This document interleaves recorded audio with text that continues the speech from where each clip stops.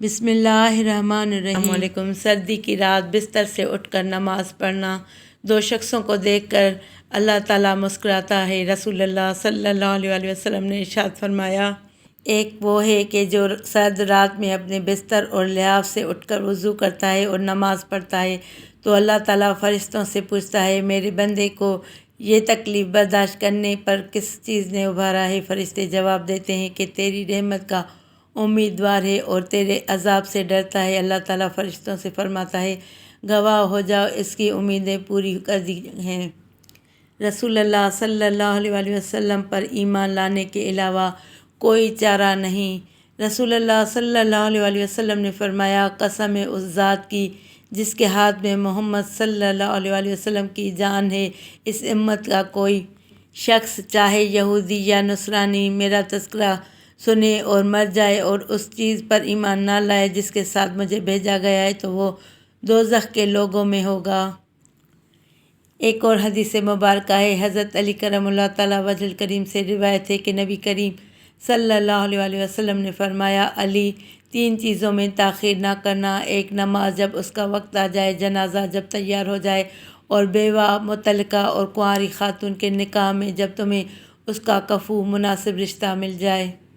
عظمت اور بڑائی صرف اللہ کی۔ رسول اللہ صلی اللہ علیہ وسلم نے فرمایا، اللہ تعالیٰ فرماتا ہے، بڑائی، بزرگی اور کبریائی میری چادر ہے، عظمت یعنی عزت اور قدر و منزلت میرا راز ہے۔ جو شخص ان دونوں میں سے کسی ایک کو کھینچے گا میں اسے آگ میں داخل کروں گا۔ ایک دوسری روایت میں ہے، میں اسے آگ میں پھینکوں گا۔ درختوں اور پتھروں کا نبی کریم صلی اللہ علیہ وسلم کو سجدہ۔ عیسائی عالم کا بیان۔ سردار ابو طالب قریش کے ساتھ ملک شام کے تجارتی سفر پر تھے۔ قافلہ بحیرہ راہب کے پاس سے گزرنے لگا تو وہ راہب جو کبھی انہیں توجہ نہ دیتا تھا، اس نے لپک کر رسول اللہ صلی اللہ علیہ وسلم کا ہاتھ پکڑ لیا اور کہنے لگا، یہ سارے جہانوں کے سردار اور رب العالمین کے رسول صلی اللہ علیہ وسلم ہیں اور یہ رحمت للعالمین ہوں گے۔ قریش بوڑھوں نے پوچھا، تم یہ کیسے کہہ سکتے ہو؟ راہب نے بتایا، تم لوگ جب اس ٹیلے سے اترے تو کوئی درخت اور پتھر ایسا نہیں تھا جو سجدے میں نہ گر پڑا ہو، اور یہ صرف نبی صلی اللہ علیہ وسلم کو سجدہ کرتے ہیں، اور میں انہیں مہر نبوت سے بھی پہچانتا ہوں جو شانہ کی ہڈی کے سرے کے نیچے سیب کی مانند ہے۔ جہنم سے بچنے کی فکر کرو۔ رسول اللہ صلی اللہ علیہ وسلم نے فرمایا، تم میں سے ہر شخص سے تمہارا رب اس طرح بات کرے گا کہ تمہارے اور اس کے درمیان کوئی ترجمان نہیں ہوگا۔ وہ اپنے دائیں طرف دیکھے گا اور اسے اپنے اعمال کے سوا کچھ اور نظر نہیں آئے گا۔ پھر اپنے سامنے دیکھے گا تو اپنے سامنے جہنم کے سوا اور کوئی چیز نہ دیکھے گا۔ بس جہنم سے بچو، خواہ کھجور کے ایک ٹکڑے ہی کے ذریعے ہو سکے۔ رسول اللہ صلی اللہ علیہ وسلم کی حضرت معاذ بن جبل رضی اللہ تعالیٰ عنہ کو نصیحت۔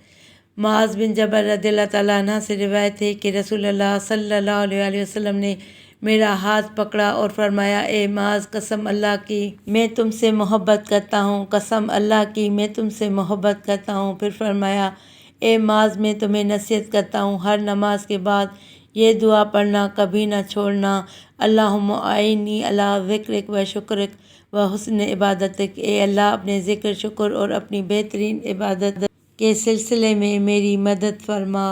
بات چیت میں احتیاط۔ رسول اللہ صلی اللہ علیہ وسلم نے ارشاد فرمایا، آدمی اپنی زبان سے اللہ کی ناراضگی کی بات کہتا ہے اور وہ اس میں کوئی حرج نہیں محسوس کرتا، حالانکہ اس بات کی وجہ سے وہ 70 برس تک جہنم کی آگ میں گرتا چلا جاتا ہے۔ کسی کے عیب مت ڈھونڈو۔ نبی کریم صلی اللہ علیہ وسلم نے فرمایا، مسلمانوں کی غیبت نہ کیا کرو اور نہ ان کے عیبوں کو ڈھونڈتے رہا کرو، بلا شبہ جو ان کے عیبوں کے پیچھے پڑا رہے گا اللہ بھی اس کے عیبوں کے در پہ ہوگا، اور جس کے عیبوں کے در پہ خود اللہ ہوگا تو اسے اس کے گھر کے اندر رسوا کر کے رکھ دے گا۔ بے نمازی کا انجام۔ رسول اللہ صلی اللہ علیہ وسلم نے فرمایا، جس نے نماز کی اچھی طرح حفاظت کی تو یہ اس کے لیے قیامت کے روز نور، دلیل اور نجات ہوگی، اور جس نے اس کی پوری طرح حفاظت نہ کی تو یہ اس کے لیے قیامت کے دن نہ نور ہوگی، نہ دلیل اور نہ نجات، اور ایسا آدمی قارون، فرعون، حامان اور ابی بن خلف کے ساتھ ہوگا۔ ویڈیو اچھی لگے تو ویڈیو کو لائک کیجیے اور چینل کو سبسکرائب کریں اور گھنٹی کے نشان کو دبائیں تاکہ میری آنے والی ہر نئی ویڈیو کا نوٹیفیکیشن آپ کو سب سے پہلے ملے۔